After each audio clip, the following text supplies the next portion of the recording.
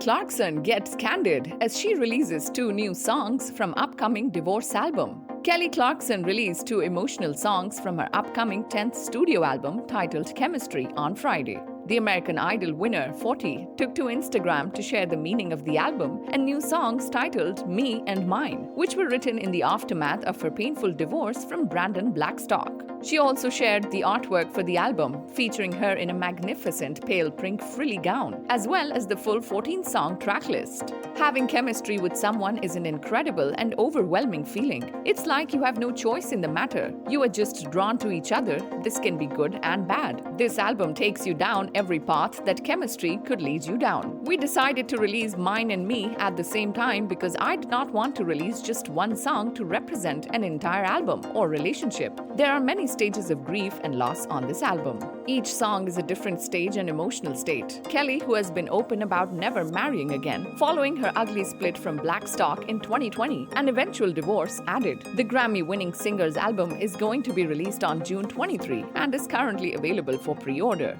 Subscribe to our channel for the latest on your favorite celebrities. Like, comment, and share. And don't forget to press the bell icon for notifications.